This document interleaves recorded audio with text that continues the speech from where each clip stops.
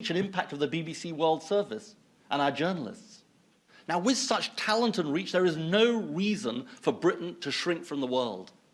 So the goal of my government will be to ensure that Britain is unified at home and strong and confident and outward-looking in the world.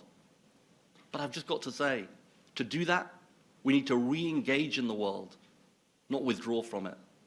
To be willing to play our part, both to secure our interests and pursue our values. And as I mentioned earlier, we need to do this in the right way as well. And this is an issue about Labour's past. As we seek to re-engage in the world, we need to learn the lessons both of this government and of the government that went before. In particular, learning the lessons of the 2003 Iraq War. Now, for me, there are a number of lessons. For when military action is appropriate, because I believe it should be a last resort. For how we work through multilateral institutions and with regional partners, because I believe action is much more effective if that's what you do, and in ensuring there is always a plan for the peace.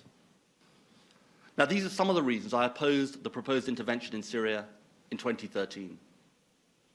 So the task for us as a new government would be to begin working with our allies and partners in the community of nations once again in a genuine and hard-headed multilateralism, because that is what the times demand.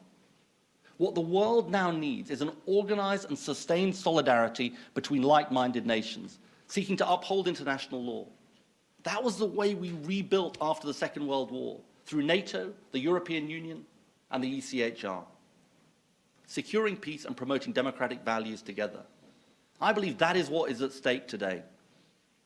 Now, Labour was proud to play a crucial part in shaping that order in the past, as we emerged from World War II.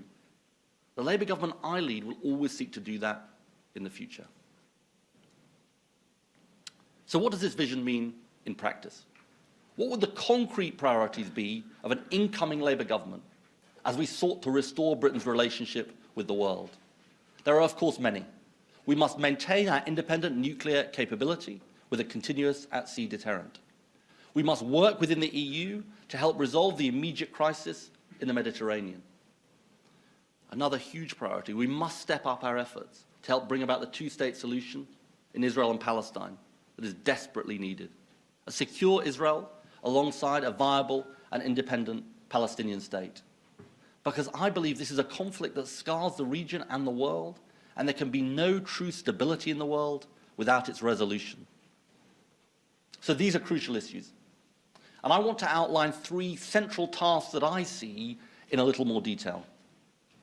First, our mission will start by restoring our commitment to international institutions, the UN, NATO, the Commonwealth, and of course the European Union. I explained earlier that all of these institutions face huge challenges. We will seek to rebuild our influence. Now that starts with the EU.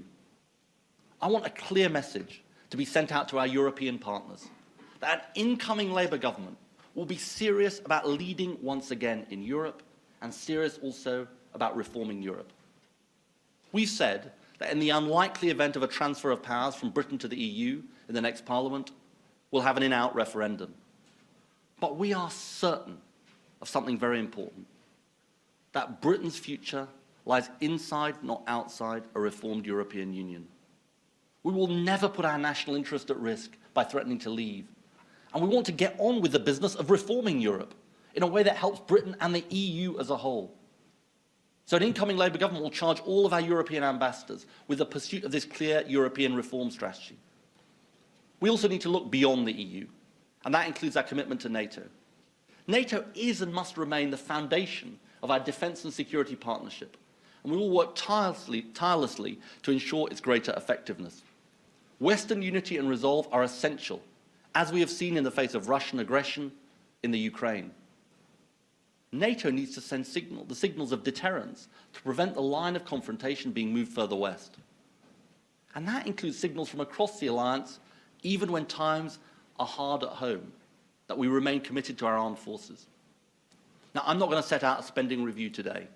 Indeed, it's crucial that we complete our strategic defence and security review well before long-term spending decisions are taken to ensure we avoid the mistakes of the poorly conceived SDSR in 2010.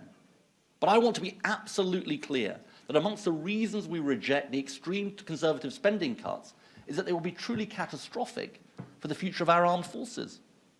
The Institute of Fiscal Studies set out yesterday there would mean at least 18% reductions for departments like the MOD, significantly more than the cut to defence this Parliament. Promises of protection which have been made for specific parts of the defence budget are meaningless in that world. They simply won't be delivered. That's why the prospect of these Conservative cuts alarms our allies and our military personnel. Even Conservative politicians with defence expertise recognise the dangers of what is planned.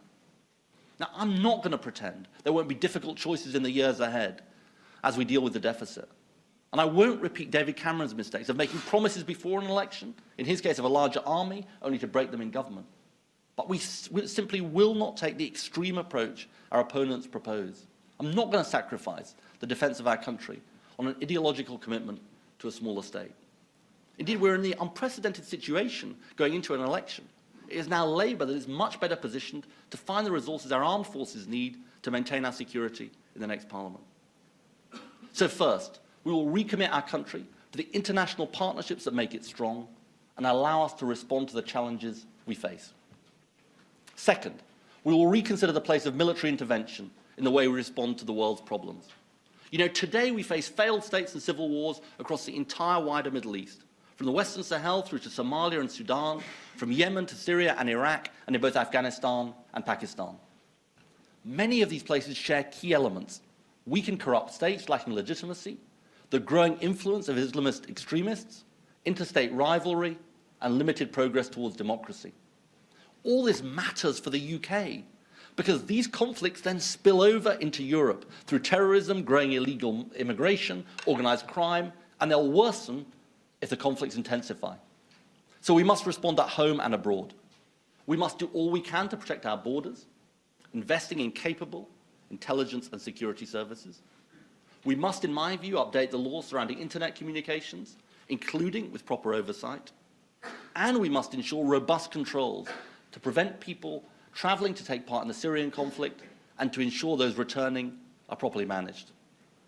And we must respond by building partnerships abroad. Let me say something about ISIL. I think the challenge posed by ISIL's barbarism, which is something I believe unites our whole country, is the most pressing case we face. Following a request from the Iraqi Prime Minister, it was right the UK joined other nations in airstrikes against ISIL targets in Iraq. But military action alone will not defeat ISIL. We need a long-term multinational political strategy, with regional actors playing a central role. That is essential to tackle extremism across the region. And as we do so, we will learn the lessons of previous intervention, not seeking to solve the world's problems on our own, but working with international, regional, and local partners. Any intervention must be carried out with a clearly defined strategy, and this must include a comprehensive transition and post-conflict strategy. These are the vital lessons of our recent past, and I won't forget them. Third, I want to say something about two other particular challenges: inequality and climate change. Both of those will be at the core of our agenda, not just because that is the right thing to do, but because it's vital for the long-term interests of our country.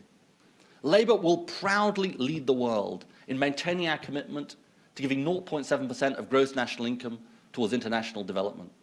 And when it comes to climate change, we will help set ambitious emissions targets for all countries, reviewed every 5 years, based on a scientific assessment of the progress towards the goal that the scientists tell us is the right goal, which is 2 degrees centigrade. That means a goal of net zero global emissions in the second half of this century. And we need transparent, universal rules for measuring, verifying, and reporting emissions, with all countries adopting climate change adaptation plans. And part of this challenge perhaps more than any other, uniting countries across the world, is an equitable deal in which richer countries provide support to poorer nations in their efforts to combat climate change. Now, none of this will happen by itself. It will take concerted action by countries all across the world. And it will require Britain to play the kind of role that I was privileged to shape at the Copenhagen summit during the last government. 2015 is a big year for our general election, but it is also a very big year in terms of climate change. The UN summit in Paris later this year will be our chance to demonstrate again that we can make progress and that we can show what Britain can achieve. And one other thing I want to mention. Our commitment to universal human rights will also be at the heart of our foreign policy across the world. We'll appoint Lord Michael Cashman as our international LGBT rights envoy to help work towards the decriminalisation of homosexuality. And we will appoint a global envoy for religious freedom and establish a multi-faith advisory council on religious freedom within the Foreign and Commonwealth Office, because we know the persecution of people for their religion across the world, including Christians, is a massive issue that we must lead on. Let me say this in conclusion, friends. Our country faces a big choice, I believe, in just under 2 weeks. It's a choice between different ideas about how our country succeeds here at home, and we've set those out during this campaign. But it's also a choice about our country's place in the world. I believe the Conservative view threatens to divide us internally and to weaken our position abroad. I believe it's quite a pessimistic isolationism that learns the wrong lessons from our past and undermines our nation's future. But there's a better Labour view that says we are stronger as a country when we look boldly, confidently outward to the world, not turning in on ourselves or acting on our own, working with our allies but not for them. It's a genuine and hard-headed multilateralism with our values as a country at its core. That's how Britain can succeed. That's how Britain will make a difference. And I look forward to working with all of you to make it happen. Thank you very much.